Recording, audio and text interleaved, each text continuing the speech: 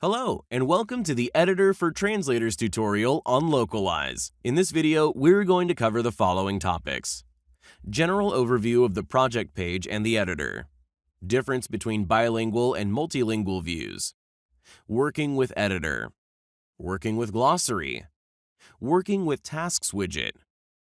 So I am logged in as a translator, and on this page, I see all the projects I have access to. As long as I don't have an admin role in the current team, I cannot create additional projects or change any settings. For each project, you can see its completion percentage, the number of base words and keys, the list of languages, and other information. After opening a project, you'll see the following interface. Please note that some features may not be available to you depending on the project settings. Let's move from the top to bottom. This button opens the projects dashboard with all projects you have access to in the current team. Click this question mark button to read our documentation or contact support. Next, here is a link to all projects as well as the current project's title. In the top menu, you can switch between the editor and the project glossary. Use the filter dropdown to display only specific keys, for example, the ones that are untranslated or unreviewed. Next, there's a sort by dropdown where you can choose translation keys sorting rules. This button opens the translation memory widget. As you are translating words and phrases, Lokalise remembers them, and later it will offer you translation suggestions, so that you won't need to manually translate the same text over and over again. For instance, I've translated a welcome word many times, therefore I see suggestions for the Russian language. The next button opens the Files widget. Here you can see all translation files uploaded to this project and can click on them to view only the corresponding keys. Display placeholders as blocks allows you to display placeholders in a more user-friendly format. Take a look at this key with a welcoming message and a username. Our application will have many users, and therefore we cannot provide the name right inside the translation. Instead, we are adding a placeholder on this position and saying, this placeholder will be replaced with a name when the application is served to the user. If you press this button, the placeholder will be turned into just username. Display key references as text. When this option is enabled, all referring translations will be replaced with text. A reference is basically a link between two translations, which means this translation should take its value from another translation. Whenever a parent translation, also called referenced translation, is modified, all child translations, also called referring, are updated automatically. References are established using translation key IDs. Therefore, if you disable this option, you're going to see those IDs instead of the translation texts. Display spelling and grammar errors button is pretty self-explanatory. If you press it, Lokalise will highlight these errors for you. Remember Position in Project allows you to bookmark the currently browsed key. Let's press this button and scroll down to some key. I'm doing some edits here, and then navigate to the list of the projects. Then I'm returning to the project to continue editing. And note that I'm brought to the place where I stopped working. It is very convenient, especially in projects that have many keys. To the right, there's a search box, as well as a replace button. Next, there's a key and base words counter. It shows how many keys are displayed using the current filters. It also shows how many words are there for the base language. These flags represent project languages that you have access to. By clicking on the flags, you can see statistics for the language. How many words were translated, and what is the translation progress? Press on this number to start editing translations for the given language. These two buttons allow you to switch between multilingual and bilingual views. As the name implies, a multilingual view allows you to work with multiple languages at the same time.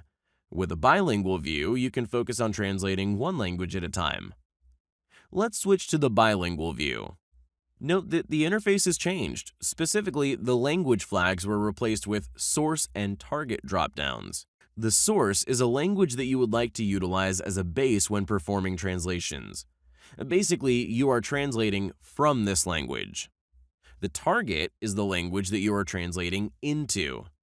If I choose Russian, it means that I have to translate the English text into Russian. Bilingual View has two additional buttons that Multilingual View doesn't provide. The first button is Show Source Difference since it was last translated. If I press this button, I can see, for example, that this translation was modified and the text with green highlighting was added, while the text with red highlighting was removed. The second button is Focus Mode. If you press it, all secondary information about the keys will be hidden. This mode allows you to concentrate on the actual translation process without being distracted by minor details. Now, let's switch back to the Multilingual View and talk about the editor itself. To the left, you can see translation key names. One key can contain one or more translations depending on how many languages your project has. Here you can see which platforms the key is linked to. There are 4 available platforms: iOS, web, Android, and other. Beneath the key name, you can see its description and the translation files it is linked to. Next, there are 3 buttons. Comments shows comments for the given key. You can add your own comments as well. Clipboard allows you to copy various information about the given key, for example, its name or identifier. Google Translate Empty Values does what it says. It uses Google Translate service to fill in all the missing values. Note that in complex cases, Google Translate might return inaccurate results. Usually, this button is utilized only to pre-translate empty values. Beneath those buttons, you can find a screenshot linked to the translation key, which demonstrates how and where the translation is being displayed. Screenshots are usually uploaded by project managers or developers and provide additional context for you. Now take a look at the right side of the editor. Here you can see languages and their values for the given key.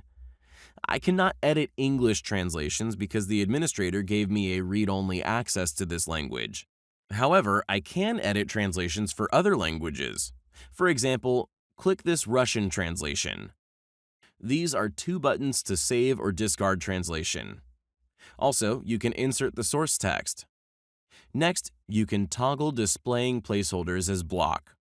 Also, enable or disable the autocomplete feature.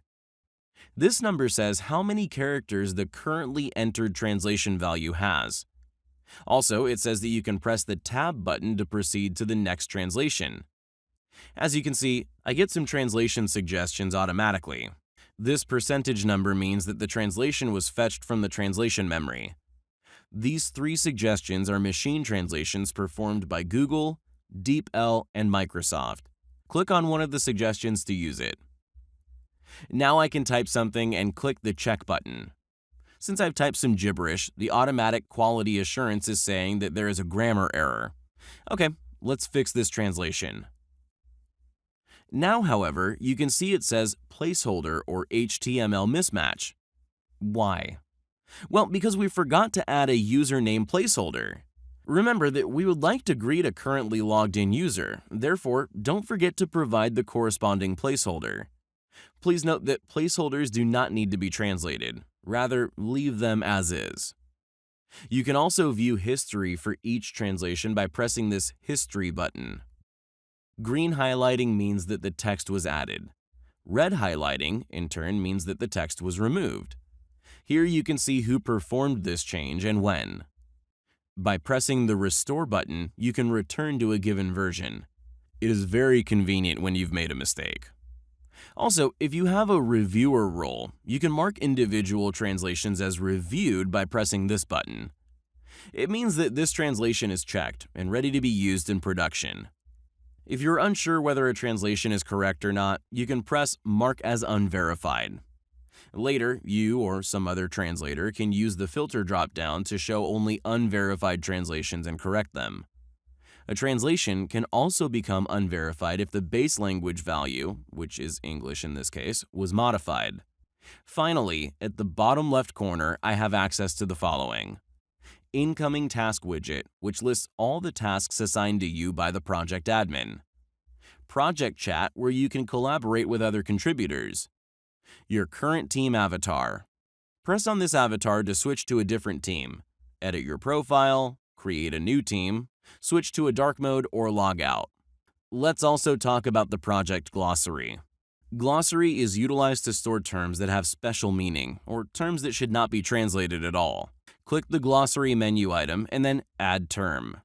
Let's enter JS for the term and JavaScript programming language as a description. JS is a universal term and should not be translated. Therefore, make sure to enable the non-translatable option.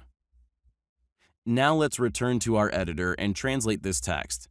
Here it says that the JS term is untranslatable and also explains what this term means. It can be very convenient in cases when the translator should know the context and meaning of the term. Now let's add another term, for example, callback function. This term has to be translated, therefore navigate to the Translations and Descriptions tab. Let's provide a Russian translation. Return to the editor and provide translation for this key. Note that the callback function term is showing up, and the Russian translation is also displayed. Great! Let's also discuss what happens when a task is assigned to you. Click the Incoming Tasks widget. For each task, you can see the following info. Type, due date, title. Click on the title to view only the keys that were added to this task. Project name, project branch. A branch is like an independent project version. Each branch can contain different keys, translations, and other items. Who assigned this task to you? The list of languages added to this task and the completion percentage. Click on the language name to edit it in the Bilingual View. So let's translate this phrase. You can see two buttons, Save, which will simply save your changes, and Save and Mark as completed, which will also set the status of this translation as completed in the current task. If an item is marked as completed, the task completion percentage will increase. If you don't see the Save and Mark as completed button, it means that all items are automatically marked as completed once you save them. Another way to mark an item as completed or uncompleted is by clicking this small orange circle. Once you click it, it'll turn to a check mark, meaning that the current item is done. The completion percentage for the task will also increase. However, you can click this check mark to make this item uncompleted again. Please note that depending on the task settings, you may need to manually mark each language as completed. It can be performed by opening the Incoming Tasks widget and clicking Mark Done. Apart from translation tasks, you may also receive review tasks. Your job in this case is to proofread translations for the given languages and click this Mark as Reviewed button. Once you click this button, the completion percentage will once again increase. Lokalise allows you to work with translations in offline mode, that is, on your local PC using a third-party tool. To achieve that, switch to the Bilingual View and then press the Offline Translations button. If you don't see this button, it means Project Admin has not enabled offline translations.